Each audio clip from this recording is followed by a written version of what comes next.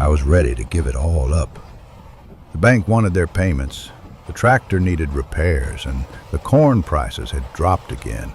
After 15 years of sunrises, busted knuckles, and empty pockets, I felt like the land had given up on me. I sat at the kitchen table one cold March morning, coffee gone cold, staring at a for sale sign in the newspaper. Maybe it was time. Then I heard the knock. It wasn't on the door, it was on the window. Light, quick, like someone was trying to get my attention without waking the world. It was my neighbor's 12-year-old son, Eli. He was out of breath, boots covered in mud. "Mr. Harper," he gasped, "one of your cows calved early. Mama didn't make it." Just like that, I was up and out the door, racing toward the barn with a heart full of dread. She was one of my best heifers. Big, strong, calm. And there she lay, still and silent, steam rising from her in the cold morning air.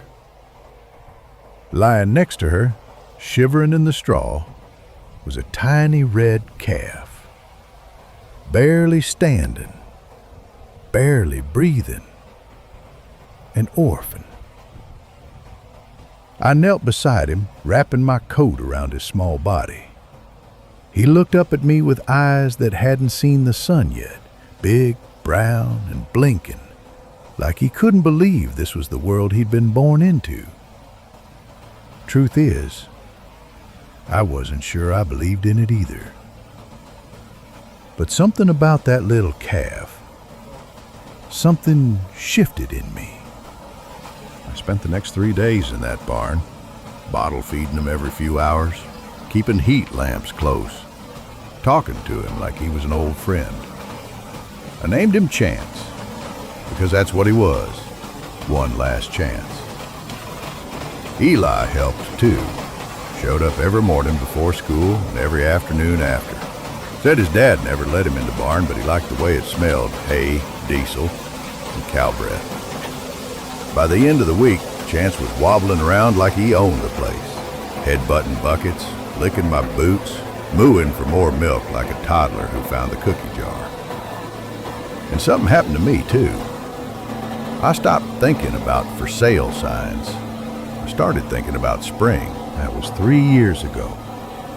Chance is over 1,200 pounds now, built like a brick house with legs. But he still follows me around the pasture like he's a puppy. He's not the most profitable cow. He's not purebred. But he reminds me every single day why I stayed. The day he was born, I was ready to quit.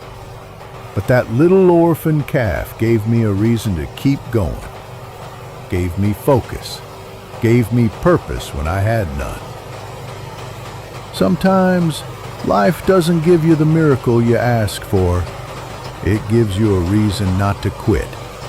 And that reason might be small, red, and mooing at 2 a.m.